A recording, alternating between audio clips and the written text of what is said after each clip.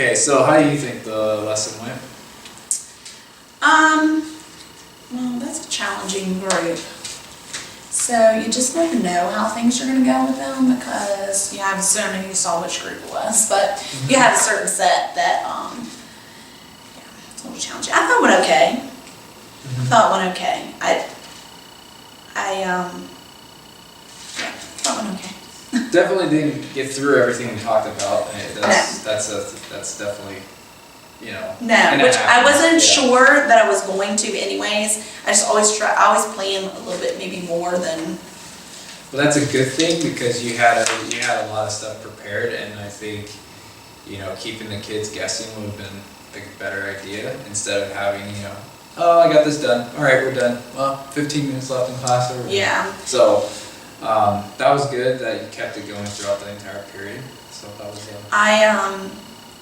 I think I feel a little bit better knowing that they have all of the definitions and everything that they need to know, so that when we go into the part where we're graphing, they'll be able to fill all of this in because they'll know what all of those are. So we won't be stopping in the middle of it to explain what those particular terms mean because they've already seen it.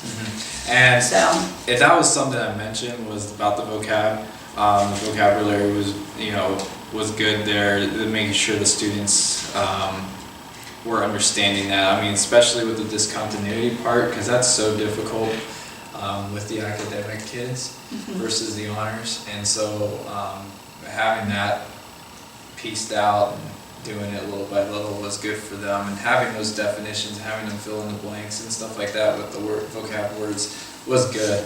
Getting them thinking about the different things that they're going to be seeing with the rational functions. So hopefully when you get to the graphs now, then you'll be able to fill in those little gaps and not have too many issues. right. Making the graphs is still going to be the difficult part for them, but moving forward, it looks like you'll be able to fill in the tables with everything that you need with what you guys discussed today. So I think that's going to be good moving forward for you.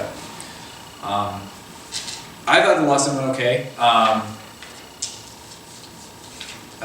It definitely made, and you're mentioning how these kids are in your class that, you know, they struggle at times and sometimes they do, sometimes they don't kind of thing. It looked like today they didn't struggle too much. They were right on top of things.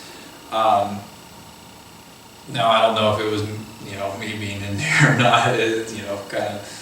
No, they didn't act any different than they normally do. Okay, that's good. I don't know. Not too concerned about that. So that tells me that things were going well with this lesson.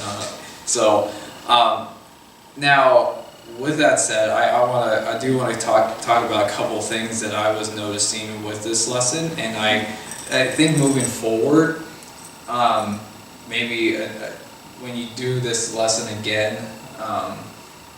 Or even if you go into the next class period, maybe give it an opportunity to look at moving forward. One of the things I noticed was that the students only got, I would probably say about 10 minutes of time to actually do things on their own. And I think that would help you out more had the students got the opportunity to do a little bit more themselves. Okay. For example, like these 4 questions are perfect to start off. You did a great job with this section. The one thing I would probably say about this worksheet that would help you moving forward to the notes would be actually having those functions on there, what the functions are, and having them factored out if needed. Because that helps you move forward with the notes here, with the vertical. So then you're not spending too much time here with vertical asymptotes, right? So that they can make that connection, that the vertical asymptote makes that connection with the denominator. So if they're making that right off here to here, then you don't have to spend a lot so much time on that. of time here explaining all of this, because that's too simple. This stuff going from here to here, that's simple. Right. And so if you see that, if you see them doing that and making those connections, Mm-hmm. I have that. I would have the student connection right here, Okay. merging this idea, starting with the vertical asymptote, going to this part Okay. here to the notes, Yeah, that's a good idea. and Mm-hmm. maybe using the 4 here instead of the Instead of 5, those. Use because those. you have this one with the hole, Uh-huh. but you didn't mention about holes until yeah. discontinuity. Right, So, and that was one of my worries, was if you're gonna mention holes here, you're gonna Right. confuse the heck out of right, which is everybody. why I didn't, I just wanted to show them that you could Which cross was, out. which was smart. I thought that was a smart I didn't want to play. do that yet, I to just do wanted that. them to be able to see they could cross stuff out.